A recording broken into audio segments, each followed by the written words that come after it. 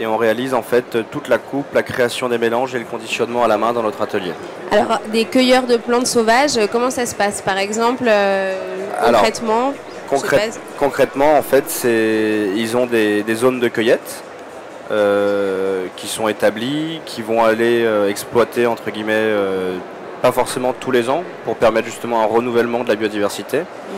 Et en gros, donc ces cueilleurs partent sur ces zones de cueillette, font leur cueillette, ensuite ils font une coupe, un séchage, généralement séchoir à tabac. Il y en a certains qui utilisent du séchoir naturel.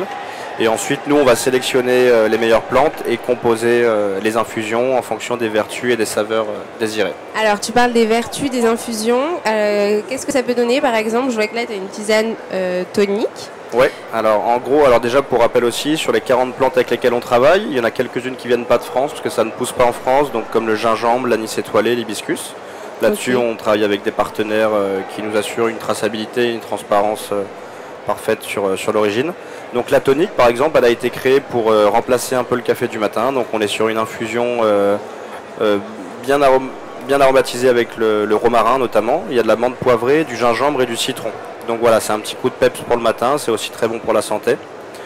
Et la particularité, donc on travaille vraiment que sur de la plante vrac. Il n'y a pas d'arôme ajouté ou d'huile essentielle comme on pourrait retrouver dans... C'est que des plantes? C'est que des plantes, il n'y a pas de théine. C'est bio? C'est 100% bio, c'est 100% naturel comme je vous disais. Ouais. C'est du vrac, donc voilà, l'idée c'est qu'on peut aussi réinfuser les plantes jusqu'à 2 à 3 fois sur une même infusion. Et alors comment ça se passe pour les associations?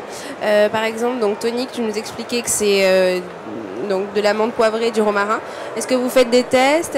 Alors pour commencer, donc en fait Amaya elle a créé 2 gammes. Il y a la gamme des indispensables, c'est les tisanes pour tous les moments de la journée. Donc elle a créé des gammes par rapport aux vertus et en même temps essayer de trouver des saveurs. En gros, quand on compose une infusion, on va avoir des plantes de volume, on va avoir des plantes de fond qui vont être les plantes de vertu par rapport à ce qu'on recherche, et il va y avoir des plantes de saveur. Donc là en l'occurrence pour le tonique, on a trouvé romarin, menthe poivrée, c'est très tonique, avec le gingembre aussi. Et ensuite elle a travaillé sur de l'écorce de citron séché pour donner une petite saveur un peu citronnée. Et alors tu nous parlais de l'Auvergne, est-ce qu'il y a des particularités, par exemple des plantes qui poussent là-bas? Alors une des plantes un peu typique de l'Auvergne qu'on retrouve principalement en Auvergne, c'est l'aspérulodorante. C'est une plante de sous-bois qui donne des petites fleurs blanches.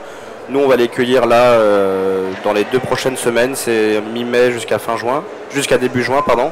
Et en fait ça donne un petit goût d'amande et c'est une plante qui va être utilisée pour vraiment relaxer, se détendre et trouver le sommeil. Donc nous on l'utilise dans une composition qui s'appelle la posée, qui fait partie de la gamme des indispensables et qu'on a mélangé avec de la verveine, de la pomme et de l'orange.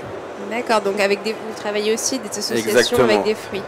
Et est-ce qu'il y a est-ce qu'en cuisine par exemple les plantes, toi tu les utilises, que ce soit des infusions, des bouillons ou pas? Oui, alors typiquement la posée, celle dont on vient de parler, on travaille avec François Gagnère, donc qui est chef à l'Anicia à Paris. Donc lui fait une crème brûlée avec la posée. Sur cette même base d'aspérulodorante en plante seule, on travaille avec un de nos chefs chouchous, c'est Charles Moncouillou du Bus 26, qui est bon, pour moi d'un point de vue gustatif sûrement l'un des meilleurs chefs du moment et des années à venir. Et donc lui il fait un sorbet à l'aspérulodorante notamment. D'accord.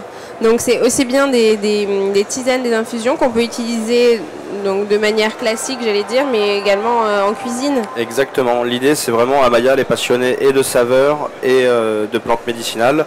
Et donc l'avantage, c'est qu'on peut se faire du bien tout en profitant des saveurs.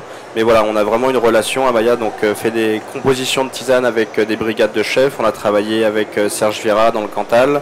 On a travaillé avec Christophe Baquier. Là, le week-end prochain, on va voir la Maison Marcon pour composer aussi une infusion avec eux.